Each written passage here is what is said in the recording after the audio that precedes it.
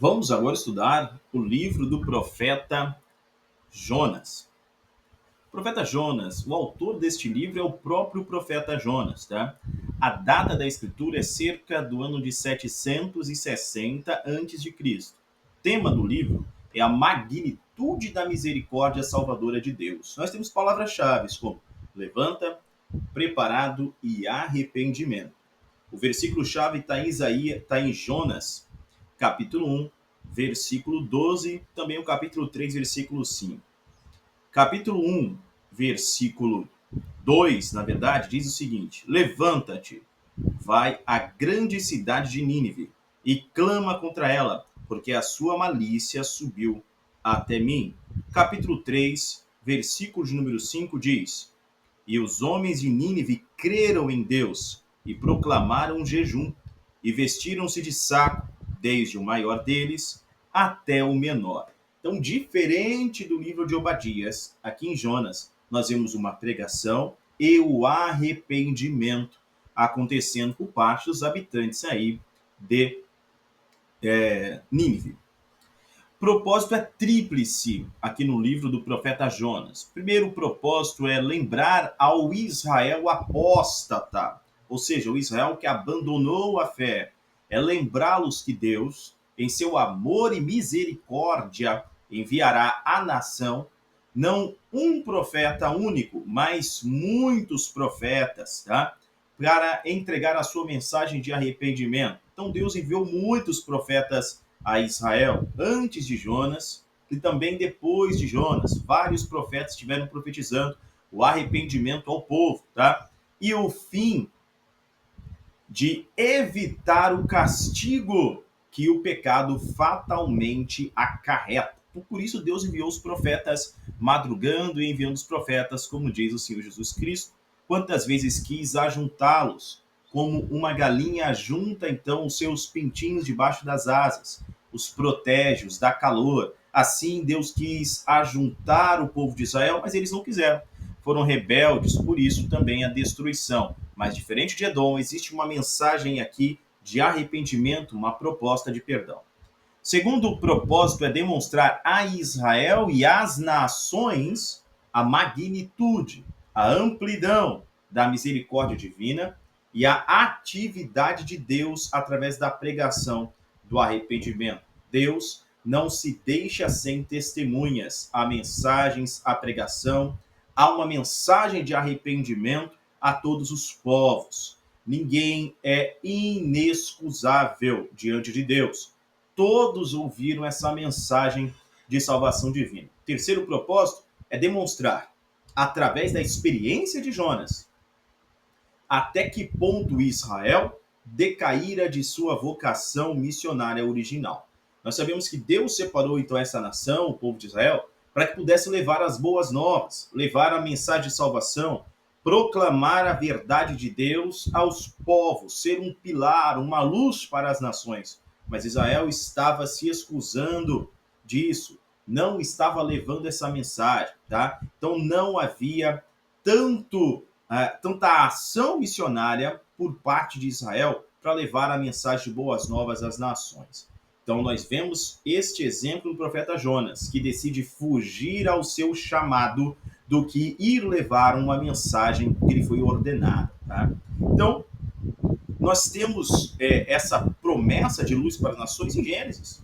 Lá no capítulo 12, versículos de 1 a 3, quando Deus chama Abraão Avino, né, o pai Abraão, para que ele então saia de sua terra, de sua parentela, da casa de seu pai, ele caminhe por fé, e assim ele vai ser uma bênção para todas as nações, e os descendentes dele serão uma bênção para todas as nações. Mas a essa promessa feita lá, nós vemos Israel então se excusando, não sendo esta luz que de fato brilha levando salvação aos povos. Uma visão panorâmica do livro de Jonas é a seguinte: Deus quer salvar a cidade.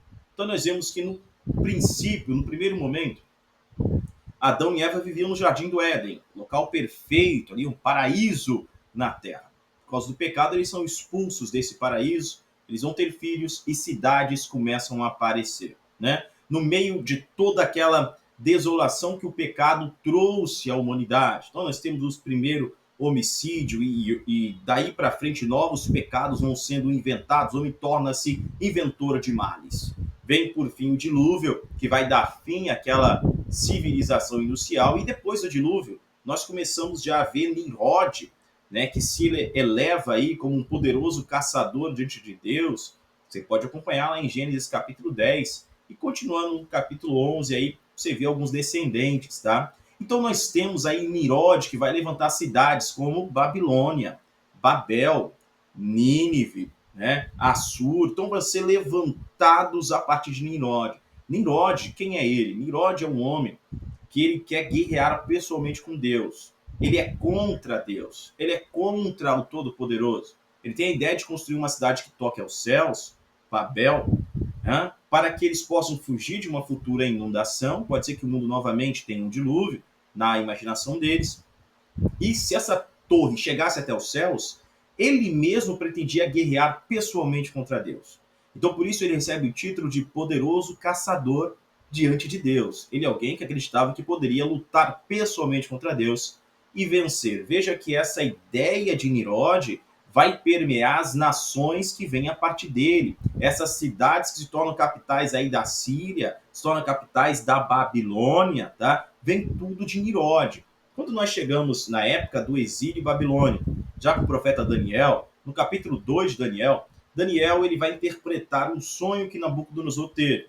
Nesse sonho, há os 4 impérios mundiais, culminando por fim no império do anticristo, e serão todos destruídos, apagados com o império de Cristo, né? O milênio.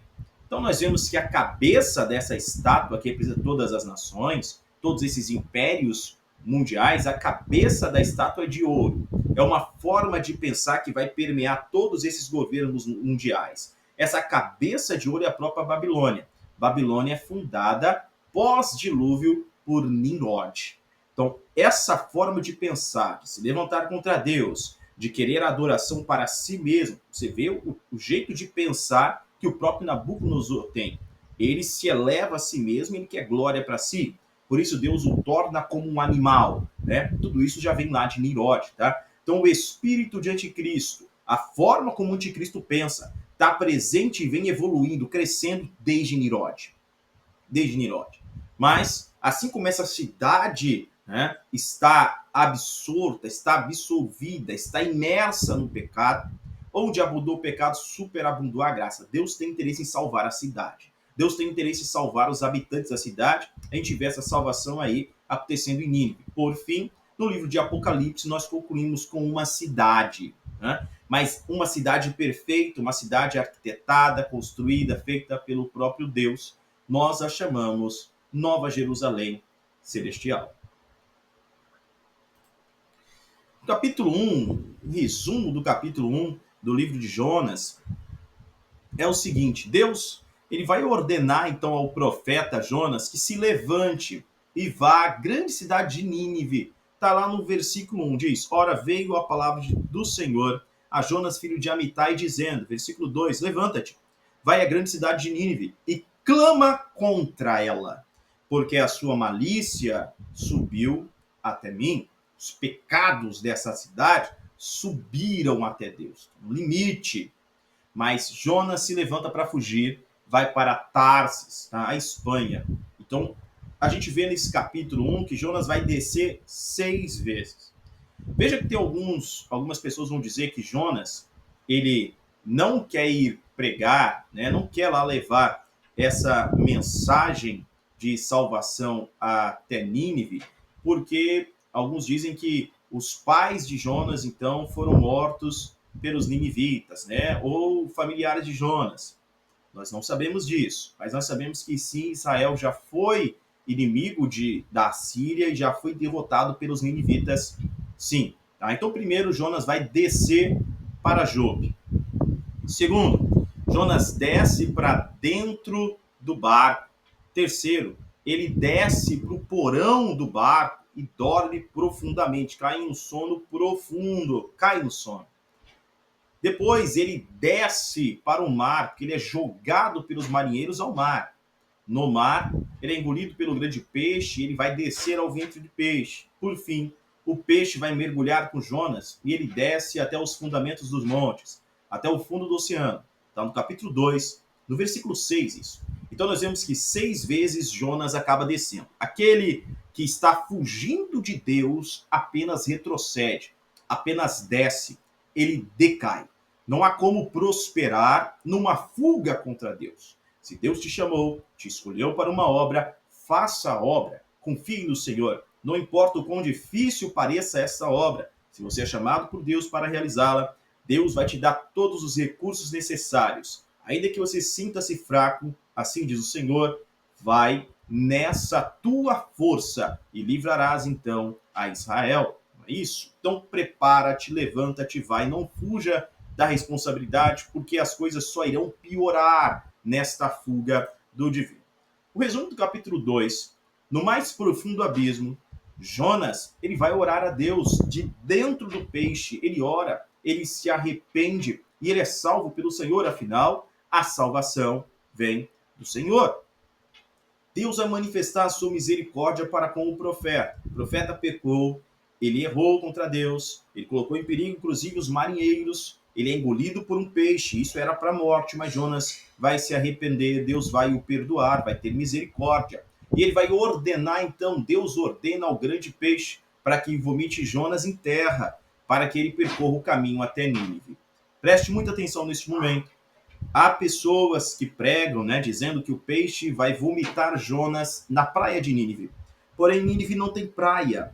Nínive está longe demais do litoral, a mais de 900 quilômetros de distância. Tá? Então, não tem praia lá em Nínive. Jonas vai ser vomitado muito longe dessa cidade e vai percorrer a viagem, vai terminar a viagem até Nínive, até chegar lá, tá bem?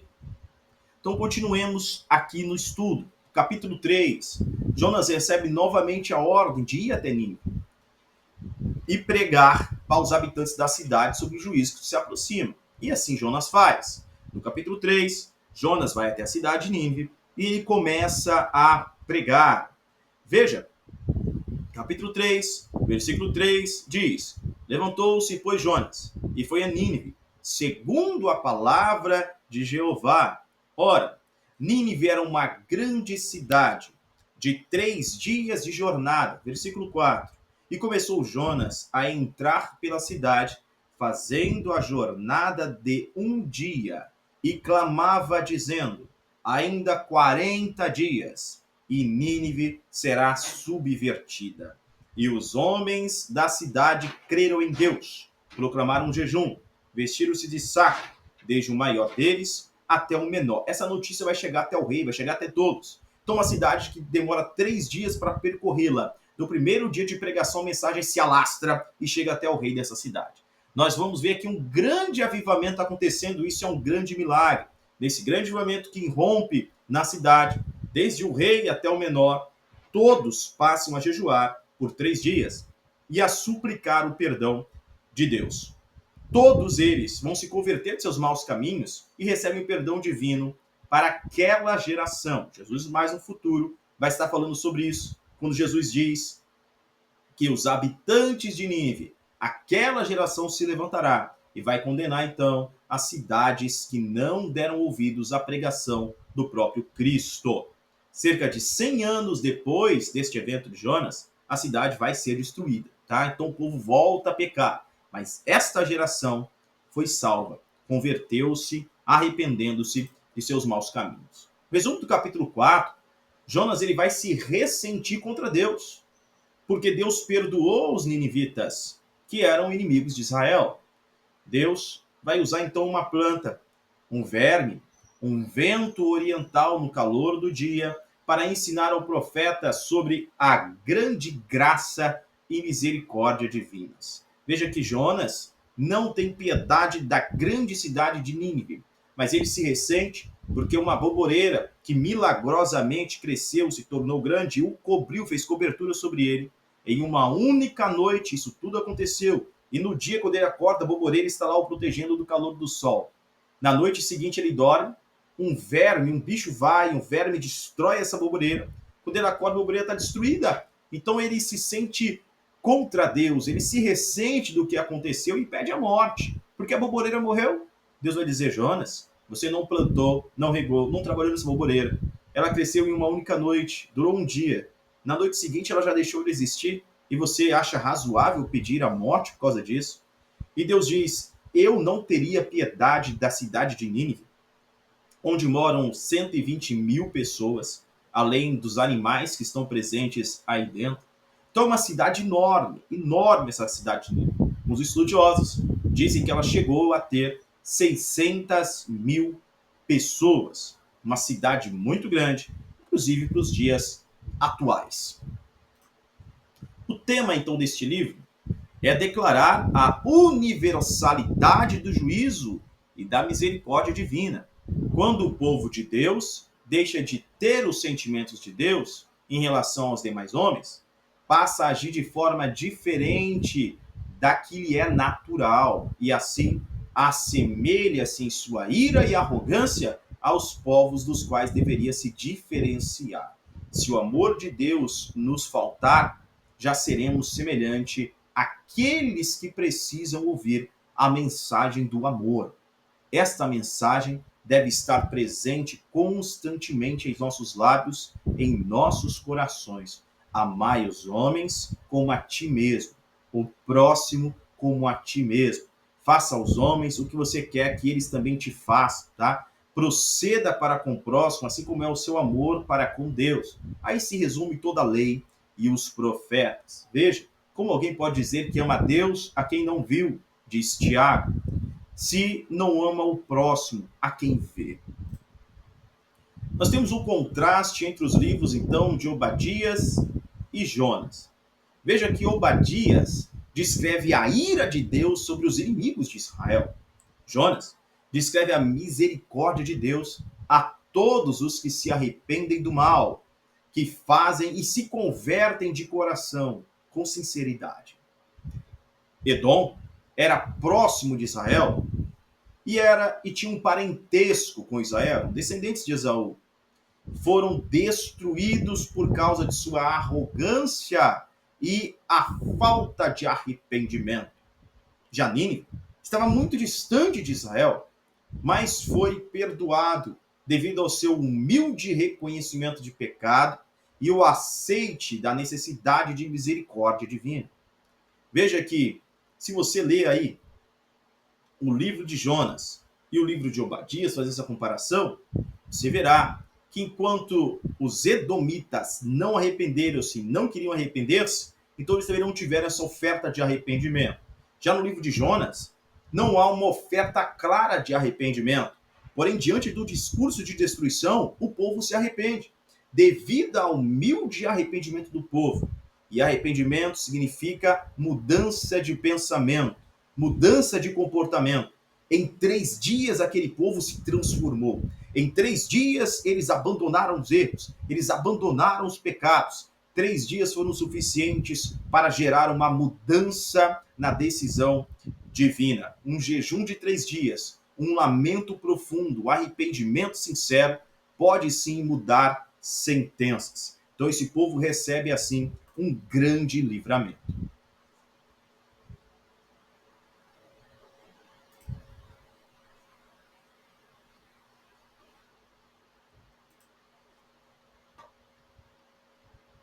O autor do livro.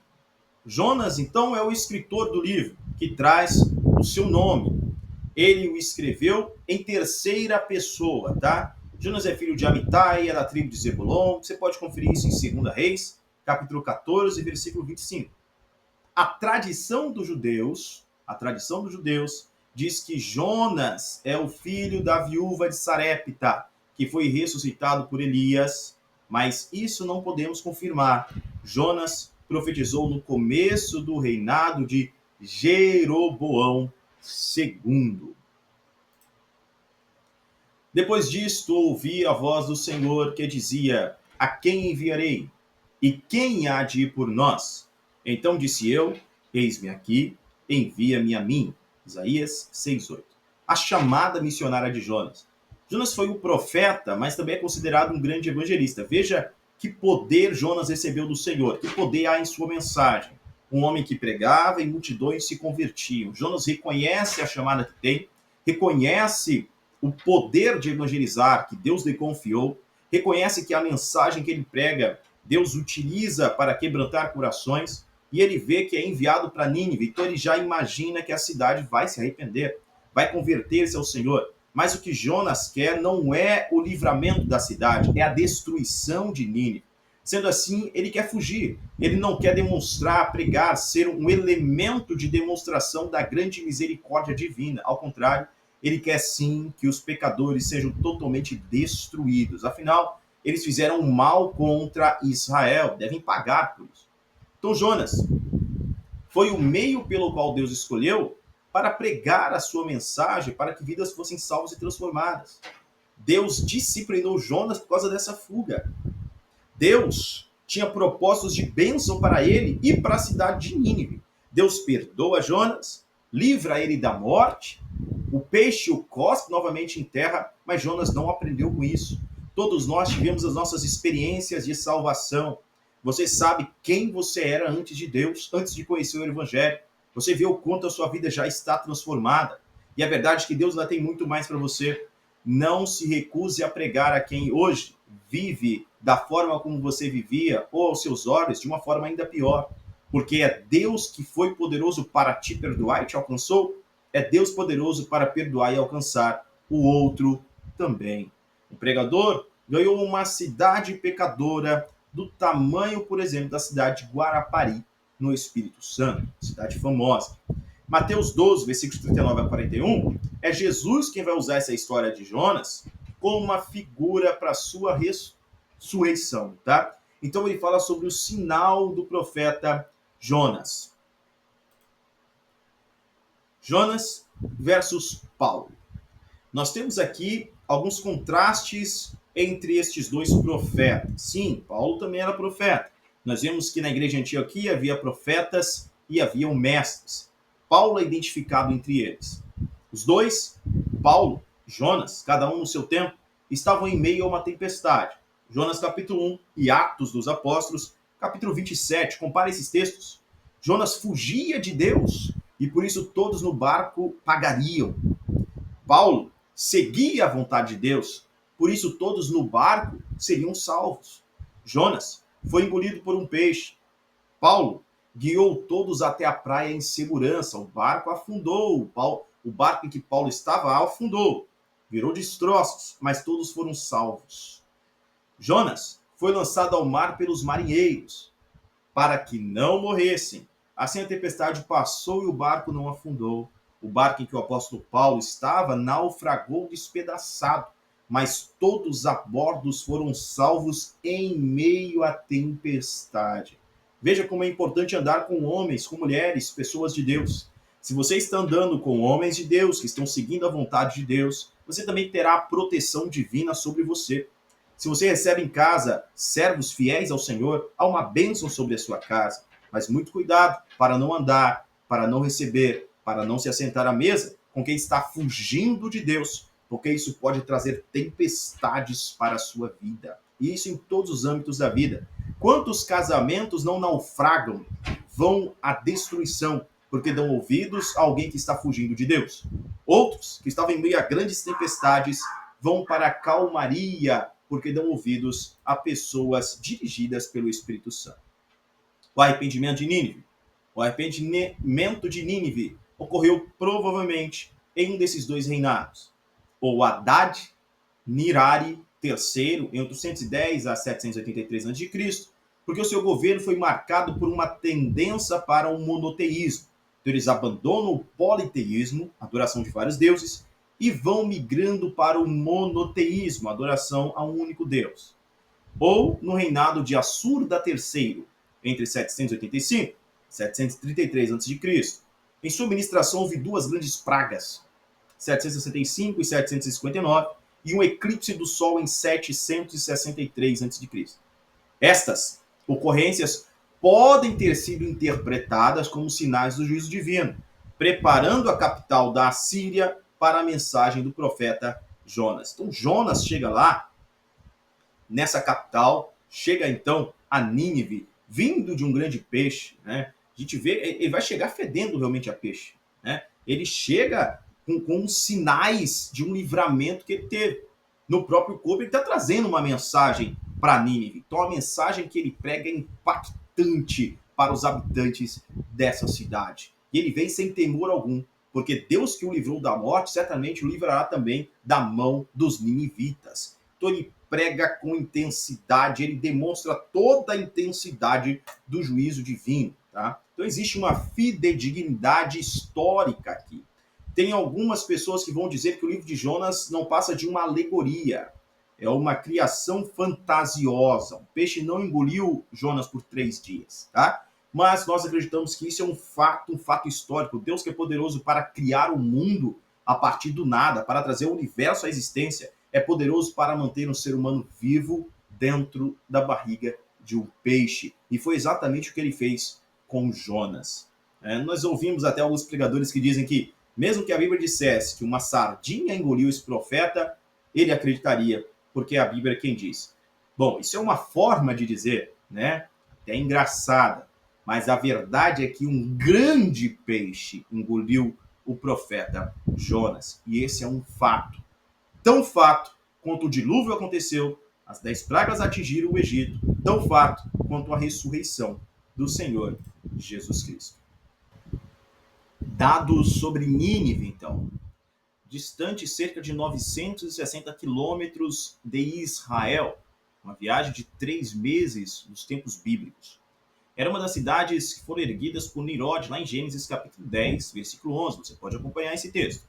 Os ninivitas eram cruéis e sensuais, orgulhavam-se de seus saques dos montes de cabeças decapitadas, né, durante esses saques. E eles traziam essas cabeças como seus troféus. Veja que nação bárbara. Por fim, a cidade era fortificada por 2 muros, o externo e o muro interno. Veja na imagem o quanto Nínive está distante do mar. Veja, então não existe praia nesta grande cidade, a cidade de Nínive. Isso aqui é um exemplo da cidade de Nínive. Então nós temos o muro interno e o muro externo, tá, dessa grande cidade. O muro externo tinha 96 quilômetros de extensão, 30 metros de altura, uma largura suficiente para passar ali 3 carruagens juntas. O muro tinha 50 torres de 60 metros de altura para a vigilância. O livro de Jonas é conhecido como o livro da misericórdia, afinal, nós vemos a misericórdia divina sobre esta cidade, sobre os seus moradores. Não importa o quão graves sejam então os erros, os pecados cometidos. O sangue de Jesus é poderoso acima de todo o pecado. Características especiais do livro de Jonas. Primeiro, é um dos 2 únicos livros proféticos do Antigo Testamento escrito por profetas nascidos e criados no Reino do Norte. O outro é Oséias. Obra em forma de narrativa concisa, em prosa. Somente a oração de graças, do capítulo 2, versículos de 2 a 9, está escrito de forma poética. Está repleto de atividade sobrenatural este livro. Há muitos milagres aqui. Nós temos uma providencial tempestade, nós temos um grande peixe, nós temos uma boboreira, um verme, o vento oriental e a maior de todas as maravilhas, o arrependimento de toda a cidade de Nínive. Contém de forma mais clara que em qualquer outra parte do Antigo Testamento a mensagem salvífica de Deus, que é tanto para os gentios quanto para os judeus. Assim, agora, faça os seus exercícios, tá? Nós chegamos ao término do estudo do livro do profeta Jonas. Deus o abençoe, em o nome de Jesus.